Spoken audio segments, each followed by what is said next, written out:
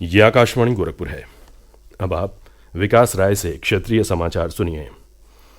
प्रदेश के 9 विधानसभा क्षेत्रों मीरापुर, कुंदरकी, गाजियाबाद, खैर, करहल, सीसामऊ, फूलपुर, कटहरी और मझवा में होने वाले उपचुनाव की तिथि में परिवर्तन कर दिया गया है। भारत निर्वाचन आयोग के सचिव संजीव कुमार प्रसाद ने इस संबंध में आज एक प्रेस विज्ञप्ति जारी कर बताया कि इन सभी विधानसभा क्षेत्रों में मतदान अब 13 नवंबर की बजाय 20 नवंबर को होगा। मतगणना की तिथि पहले से घोषित 23 नवंबर ही रहेगी। सरकार ने प्रदेश में विदेशी निवेश को बढ़ाने के लिए महत्वपूर्ण निर्णय लिया है। मुख्यमंत्री योगी आदित्यनाथ की अध्यक्षता में आज लखनऊ में हुई प्रदेश कैबिनेट की बैठक में प्रत्यक्ष विदेशी निवेश और फॉर्च्यून 500 कंपनियों के निवेश के लिए प्रोत्साहन नीति 2023 में संशोधन को मंजूरी दे दी गई। इसके माध्यम से अब ऐसी विदेशी कंपनियां भी प्रदेश में निवेश कर सकेंगी जो इक्विटी के साथ लोन या किसी अन्य स्रोत से धनराशि की व्यवस्था करती हैं। कैबिनेट के निर्णयों की जानकारी देते हुए वित्त और संसदीय कार्य मंत्री सुरेश खन्ना ने बताया कि संशोधन के बाद अब इस नीति को foreign direct investment, foreign capital investment and Fortune global 500 and Fortune India 500 investment promotion policy कहा जाएगा।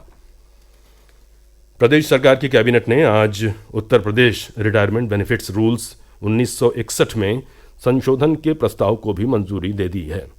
इसके तहत यदि किसी कर्मचारी की मृत्यु सेवा में रहते हुए या सेवानिवृत्ति के बाद ग्रेच्युटी की धनराशि प्राप्त किए बिना हो जाती है और उसने किसी को नॉमिनी नहीं बनाया है, तो ग्रेच्युटी का भुगतान उस व्यक्ति को किया जा सकता है जिसके पक्ष में किसी न्यायालय द्वारा उत्तराधिकार प्रमाण पत्र प्रदान किया गया हो। प्रदेश सरकार ने राज्य में पशुपालन और परा पशु चिकित्सा के क्षेत्र में डिप्लोमा और सर्टिफिकेट कोर्स शुरू करने के लिए नीति तैयार करने का फैसला लिया है। पशुधन मंत्री धर्मपाल सिंह ने आज कैबिनेट की बैठक के बाद बताया कि इस नई नीति के तहत प्रदेश में निजी और सरकारी संस्थानों में पशुपालन डिप्लोमा और सर्टिफिकेट कोर्स संचालित किए जा सकेंगे। उन्होंने बताया कि नीति तैयार करने के लिए पशुधन विभाग के विशेष सचिव की अध्यक्षता में 4 सदस्यीय विशेषज्ञ समिति का गठन किया गया है। लोक आस्था और सूर्योपासना के महापर्व छठ पर 4 दिवसीय अनुष्ठान की शुरुआत कल नहाय खाए के साथ होगी। इस महापर्व पर छठ मैया और सूर्य देव की पूजा होती है। छठ को लेकर पूर्वांचल के जिलों में बाजारों में चहल पहल और पूजा घाटों पर तैयारियां देखते ही बन रही हैं। छठ पूजा को सकुशल संपन्न कराने के लिए प्रशासन भी मुस्तैद हो गया है। वाराणसी में आज जिलाधिकारी एस राजलिंगम और अपर पुलिस कमिश्नर एस चिनप्पा ने गंगा नदी के विभिन्न घाटों का निरीक्षण कर सुरक्षा और सुविधाओं की जानकारी ली।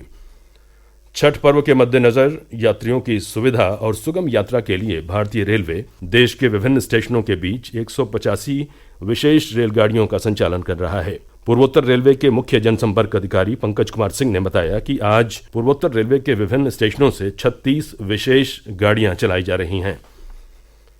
नदियों के महत्व को रेखांकित करते हुए भारत सरकार द्वारा आयोजित किए जाने वाले गंगा महोत्सव के अवसर पर आज मऊ जिले में विविध कार्यक्रमों का आयोजन किया गया।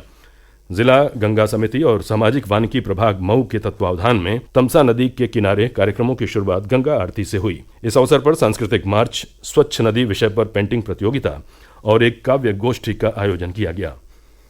वाराणसी के विश्व प्रसिद्ध भगवान श्री कृष्ण की नागनथैया लीला कल शाम तुलसी घाट पर होगी। इस लीला को देखने के लिए बड़ी संख्या में श्रद्धालुओं का हुजूम उमड़ता है। गोस्वामी तुलसीदास द्वारा शुरू की गई इस लीला की परंपरा करीब 500 वर्षों से चली आ रही है।